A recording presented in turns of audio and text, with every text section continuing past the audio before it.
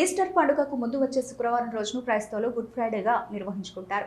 ఈ రోజునే క్రీస్తు సిలువ వేయబడ్డారని చెబుతారు. అందుకే క్రైస్తవులు గుడ్ ఫ్రైడేను ముఖ్యమైన రోజుగా భావిస్తారు. ఈ రోజున క్రైస్తవులు ఉపవాసం ఉండి చర్చిలో ప్రత్యేక ప్రార్థనలు నిర్వహిస్తారు. మరికొన్ని చోట్ల శోకదినంగా మౌనం పాటిస్తారు.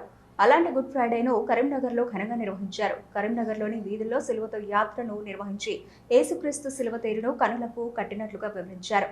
తెల్లవారుజాము నుంచే క్రైస్తవులు చర్చిలకు తరలివచ్చి ప్రార్థనలు నిర్వహించారు. భక్తి కీర్తనలతో చర్చిలో ఆధ్యాత్మిక వాతావరణం నెలకొంది. యేసు ప్రభు జీవితం మానవాళికి మార్గదర్శకం అన్నారు చర్చి ఫాదర్.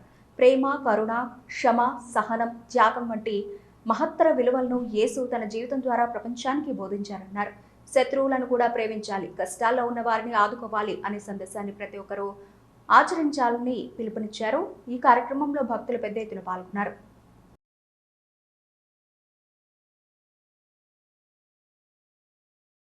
పవిత్ర శుక్రవార శుభాకాంక్షలు, ఆశీర్వాదములు.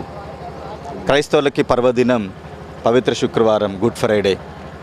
ఎందుకు ఈ శుక్రవారాన్ని గుడ్ ఫ్రైడే అంటామనంటే, ప్రతి మనిషిలో బలహీనత ఉంటుంది. జయించాలన్న తపన, ఆలోచన ప్రతి ఒక్కరికి ఉంటుంది. దాన్ని జయించడానికి కావలసిన శక్తిని, బలాన్ని, ప్రేరణని, ఇన్స్పిరేషన్ని క్రీస్తు ప్రభువు ఈ రోజున అందరికీ ఇస్తున్నాడు. పవిత్ర శుక్రవారం రోజున మారినన్ని జీవితాలు, కలిసినన్ని హృదయాలు, కలిసినన్ని కుటుంబాలు, మారినటువంటి జీవితాలు ఏ రోజు కూడా లేవని మనందరికీ తెలుసు. ఉదాహరణగా ఈ యొక్క పవిత్ర శుక్రవారం నిలుస్తుంది. క్రీస్తు ప్రభువే అందరికీ ప్రేరణ. కాబట్టి అందరి మనసులు మారాలని, అందరికీ దీవెనలు క్రీస్తు ప్రభు ద్వారా పొందుకోవాలని మా యొక్క ప్రార్థన.